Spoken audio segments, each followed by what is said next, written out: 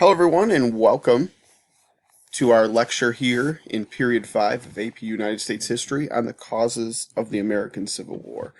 In this lecture, it's just going to be a brief overview of what are the main causes and what they did to actually lead to the war taking place. All right, so the first thing we got to go back to and talk about is the Missouri Compromise. If you guys don't remember, the Missouri Compromise was the agreement that outlawed slavery in all lands that were north of the line of 3630 except for Missouri, with it being that's the actual compromise. Missouri becomes a slave state, and then Maine is entered and is a free. Now, what this does is it does a couple of things. It helps quell the sectional debates that are actually existing in Congress, and then it helps legitimize slavery as a Southern institution. Now, these two things are important because, one, with this compromise, you're actually going to set off kind of a string of events where, as a new state enters, whether it's slave or free, generally the thought is going to be that you're going to have one or the other, of whichever it is to actually come in. So kind of keeping the balance. And then the other part of this too is it's kind of this line itself is actually going to cause some problems, and we're going to see that as we go down the road, in terms of at least hemming in slavery in a way. All right, so here's another little bit better map to kind of give you an understanding of what the Missouri Compromise actually did. Here's the line of 3630, and if you spread it all the way across the North American continent, you can see it's going to hit somewhere in Southern California. All right, and then you've got all the other territory that has not been organized yet to this point. All right, so the other thing that's going to take place is the nullification crisis. We've already talked about this, and all the stuff that we're going over in this lecture is just review for you guys since we're coming back from Christmas break. Remember, in 1828, you have radicals in South Carolina that get upset about the tariff of 1828. They declare it null and void. This is where you get the idea of nullification. And a split is going to rise between Andrew Jackson and his vice president, John C. Calhoun, because he's in support of nullification. Calhoun, that is. Now, this is going to kind of keep going on until you get into the tariff of 1832. And it's passed, and it pleases most of the country, but again, South Carolina is very upset about this, and in response, they pass what's going to be known as the Ordinance of Nullification, declaring the tariff unconstitutional within the state, so they're not going to follow that. Now, ultimately, Andrew Jackson and the nullification crisis actually brings the military together and plans an invasion of South Carolina, but that does not happen. But there's a compromise that's made with the compromise tariff of 1833. South Carolina agrees, and they repeal nullification, and the crisis is ended, at least for the time being, in regards to this issue.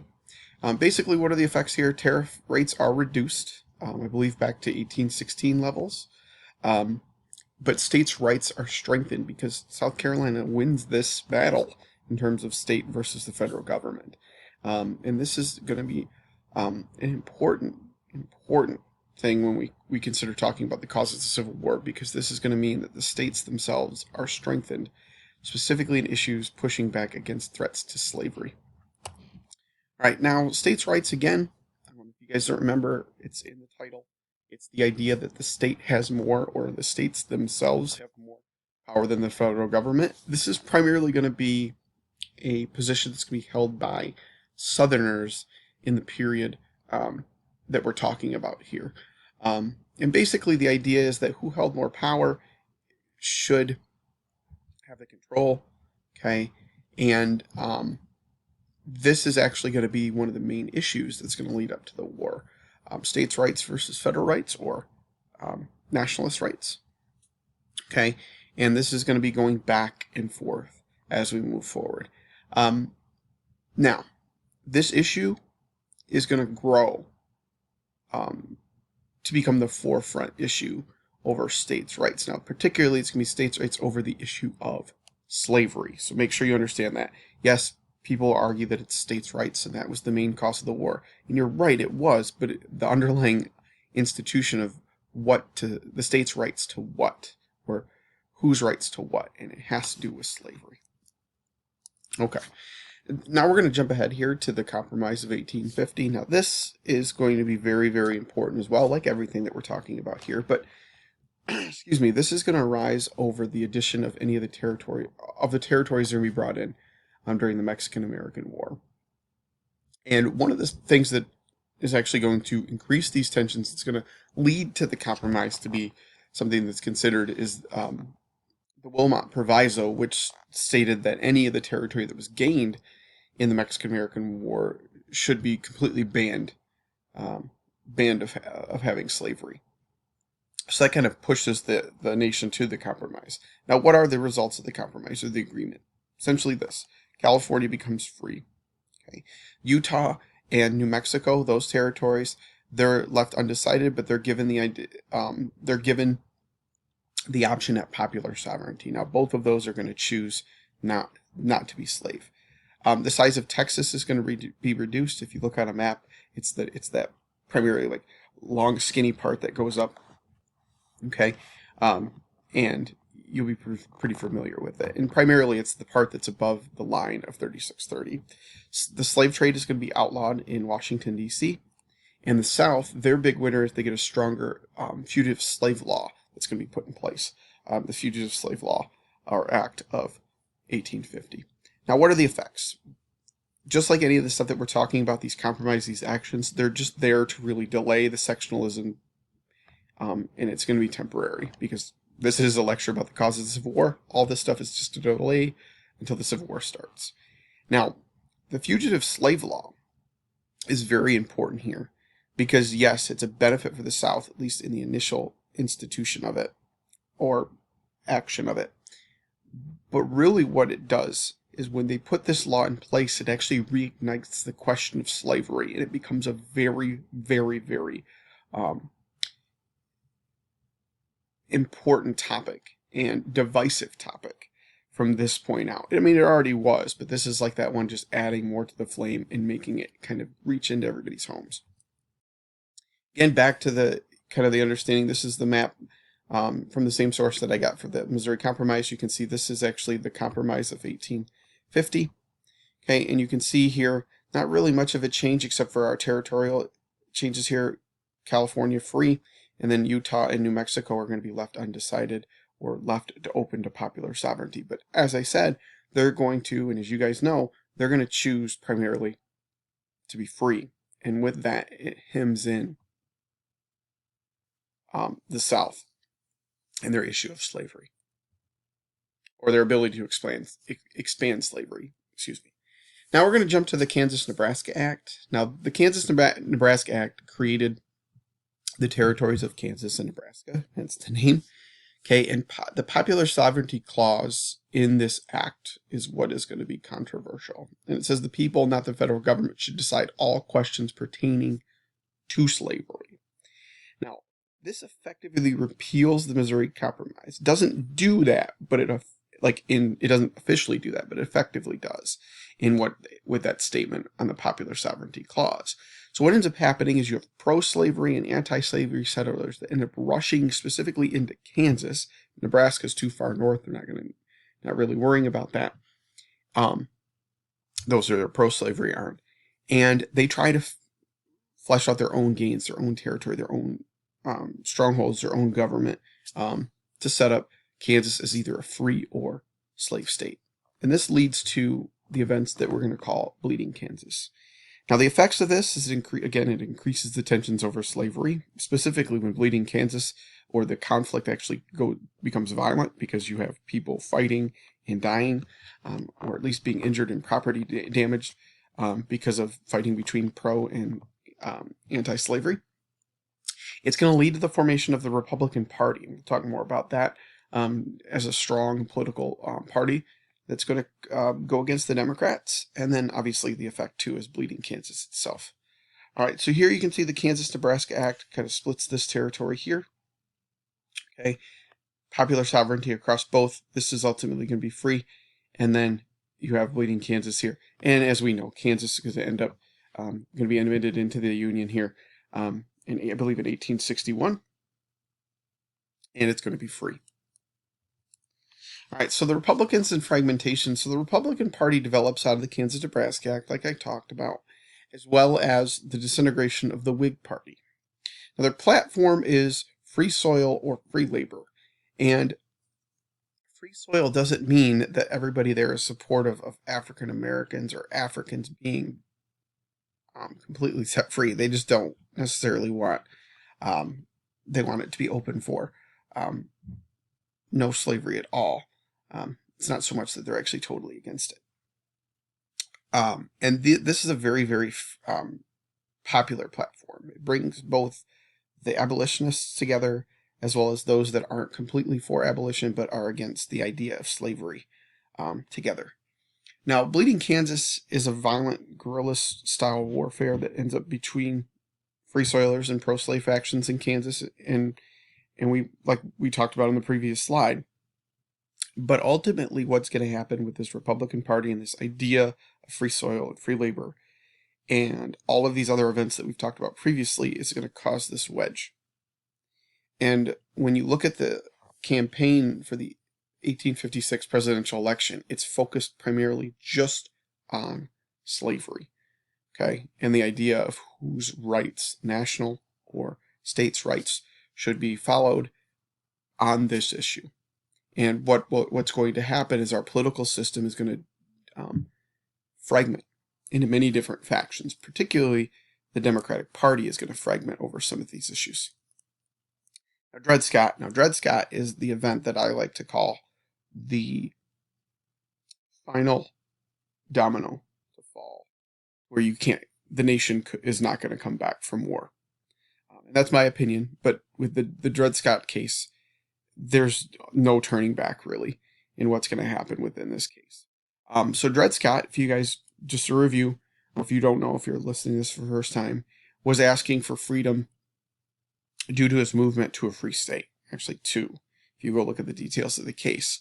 But ultimately, what ends up happening in the case itself is they decide, a very states' rights and pro-slavery backed case, or Supreme Court, led by Roger Taney, decide that Negroes or blacks were not and could not be citizens, given their status prior to this ruling, with many being slaves. And they said that the federal government did not have the power to regulate slavery. Now, if you take these two ideas together, those are very, very powerful statements by the Supreme Court. And it's perhaps the worst decision our Supreme Court has ever made.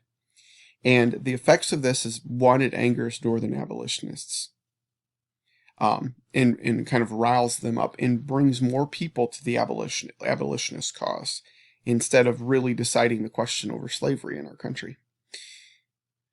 Two is, this is where it actually rules, really kind of the final nail in the coffin for the Missouri Compromise. Missouri Compromise after this point is unconstitutional because that is a federal regulation to regulate slavery, and the decision says the federal government doesn't have the power to do that. And ultimately, as all this other stuff does, it's a sectional crisis that causes the war. This divides the country to a point, I believe, where it's not coming back from until there's some kind of conflict. Now, to increase these tensions even further, we're going to have the Lincoln-Douglas debates, and the Lincoln-Douglas debates are primarily over the question of popular sovereignty, which is the idea that people moving into the territory should have the choice to make whether that state should be free or slave, regardless of where it's positioned in the country. Now, Stephen Douglas, is the one championing the idea of popular sovereignty. Lincoln is pushing back against that. And what ends up happening in the Lincoln-Douglas debates is Douglas wins. He wins the debates, and he wins the election against Lincoln. But Lincoln becomes a national figure. And this is important, is going to play itself out in the 1860 election. Now, furthermore, during the upcoming years, in 1857, there's going to be an economic crisis that's going to lead to increasing tensions between what's going on between the North and South economically. And the importance in this is actually, it's going to be a kind of fool's gold for the South, this economic crisis, because they're going to actually still kind of come out ahead in the crisis, at least in at least in the idea that cotton can sustain their economy through um, economic problems, and this is actually going to be fool's gold for them in the years coming up, specifically when we get into the war itself. But these tensions in this economic crisis is actually going to help strengthen the Republican Party over these years. Now, in 1859, you have John Brown's raid of Harper's Ferry, which was a goal to start a slave revolt in Virginia to help end slavery. Now, the raid fails, but ultimately increases tensions over the issue of slavery again because it's a national news story. You have a white man, John Brown, and his sons with several slaves and freedmen try to spark a rebellion, and you have abolitionists that are in support of it. You have the South, which is seeing these growing issues against slavery or actions against slavery, both by the government and people. They start seeing that their way of life is being threatened, and this divide is getting further and further, or bigger and bigger between the North and South. Now, the election of 1860, the Republicans nominate Abraham Lincoln. Okay, now there's some weird stuff that ends up happening within the Democratic Party, and we talked about this a little bit earlier. I mentioned it anyways, that they're going to fragment. And the Democrats split between Stephen Douglas, who's in the upper right here. The Northern Democrats follow him, and the Southern Democrats nominate John C. Breckinridge as their candidate. Now, another party, the Constitutional Union Party, led by their nominee is John Bell. Basically, just they want to keep the country together and just follow the Constitution as it says. Basically, keep the status quo. Is the fourth candidate, and the election boils down to regional votes and the campaigns that take place in those regions. Now, here's basically what happens: the Democratic vote is split between North and South. The Constitutional Union Party is not that big, and it's very, very regional. It's more regional than the other three votes for the other three candidates, and it's an easy victory for Lincoln, considering that he doesn't really get any votes in the South. Matter of fact, I don't believe he's not even listed on any of the ballots. Now, the effects are the southern states start to secede due to the issues over states' rights and the question of slavery, among many other issues, but that's the main connection there. That's their main problem. The federal government denies the recognition of the Confederate States of America. There's 7 states initially. There's going to be 11.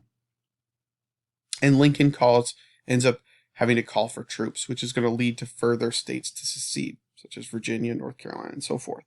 And this ultimately is what is going to be the nail in the coffin that's going to lead to the war itself. All right, here you guys can see the election of 1860 and its breakdown. You can see, look, Lincoln does not win anything, any state in the South. He doesn't even win a border state. And you can see that the Breckinridge wins primarily all of the South. And then you have Douglas getting very, very little, just Missouri, and partial in New Jersey. And then you have the Constitutional Union Party with the border state of Kentucky, and then you have Virginia and Tennessee. All right, so these divisions, North versus South. The North was more populous and urbanized than the South. The North is primarily built on its cities and the backing of industry, and the South on its farms or its plantations. Now, the majority of the country's wealth, technology, and transportation is primarily based in the North. Because remember, in the South, cotton is king. Slavery and farming is the main economic institution there. Now, education was also more prevalent in the North than the South, which you had a more educated populace. You have immigrants for a significant part of the North's population. So not only that, you have immigrants that are primarily flowing into that section of the country, which is making the population divide even more. And then you look at another issue in terms of population for the South, is about a third of their population, if not a little more, was made up of slaves. Now, all of these differences are going to lead to significant cultural divides between North and South. They're also going to lead to, as we get into the war itself, lead into a lot of the main reasons why the North is ultimately going to become victorious is a lot of these factors that are listed on this slide. Now, abolition and slavery So in the decades prior to the war, the South focused on positions that were solely based on protecting slavery because they were trying to protect their economy and their political power as well. Because remember, go back to the Missouri Compromise, add a slave state, add a free state. If they could do that, they could keep the balance, especially when you consider that they are outnumbered population-wise. Specifically, that would be a big thing in the House of Representatives and cause political issues for them down the line.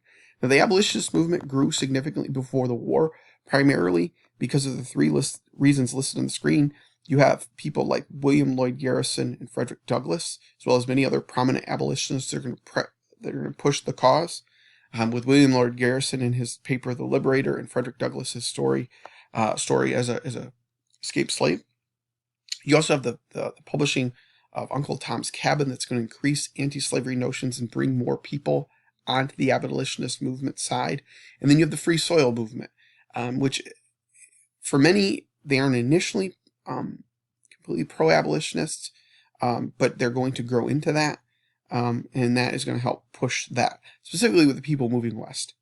And then the question of slavery, along with states' rights, is going to be present in nearly every issue before the war. So that idea and that question always being centered around anything that's brought up is going to be important in terms of pushing the idea of abolition in this question of slavery. Guys, that's all I wanted to say here. Again, this was a lecture that was just a review for you, considering we just got back from break. If you have any questions, please let me know. Hope you enjoyed it, and I'll see you guys in the next one.